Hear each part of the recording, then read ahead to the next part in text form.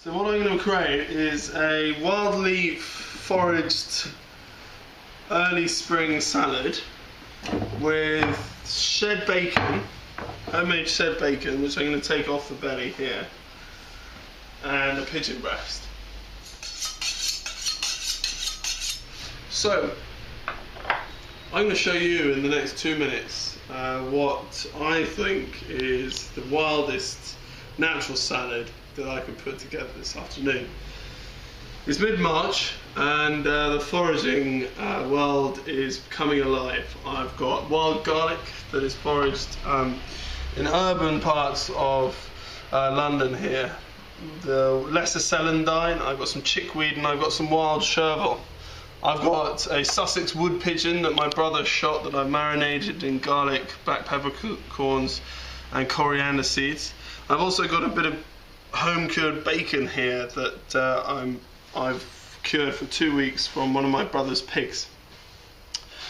What I'm going to do is just very quickly assemble it together. I've got a very hot pan behind me. I'm going to salt and pepper this pigeon breast and go straight in the pan. This is a Belling 1960s hot plate which gets very hot, which I cook on during service. With the bacon here, I'm just going to take a small slice off this one dish.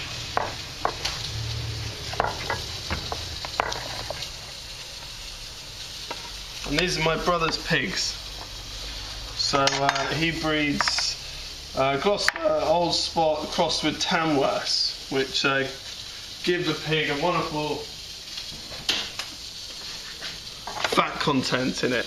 And they live in an amazing wild hazelnut coppice forest down in Sussex, and they've bred up to about 70 kilos. And what I've done is then cured it for about 2 weeks, and you can see how wonderful the fat is with the lean meat. This will give this salad a wonderful depth and flavour through the home cure of the bacon.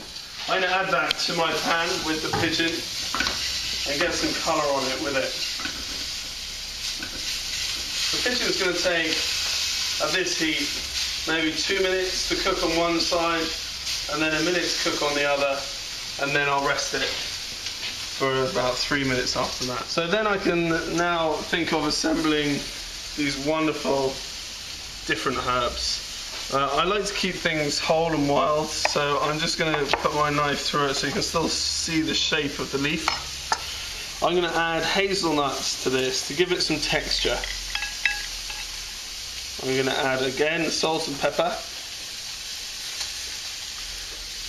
and then a little shed house vinaigrette. It's an emulsified dressing. Not a lot to it.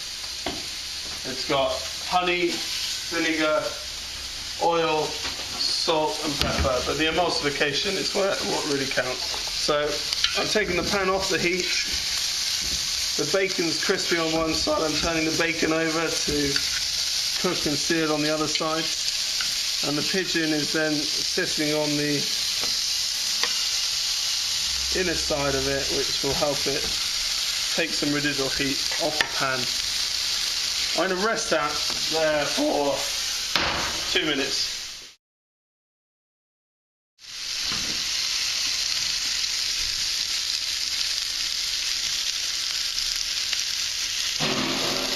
And I'm ready to carve it and assemble the salad together.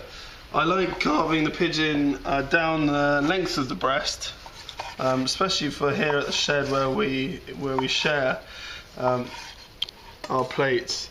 It allows people to have more of a mouthful with each sharing bite.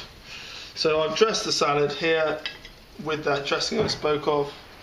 I'm going to mix it together, assemble it on this wonderful plate we get made for us in Amberley, which is in Sussex, with a few hazelnuts, some of my home cured bacon, this lovely pigeon breast that I've sliced, a Sussex pigeon that was shot flying over the vineyard, so it had the same upbringing as I did. And then a small amount of port reduction, which gives it a small amount of sweetness and another element of flavour.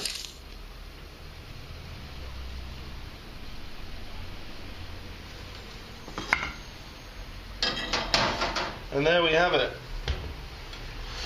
My very wild Sussex salad of pigeon, home-cured bacon and foraged leaves with hazelnuts and port. Service, please!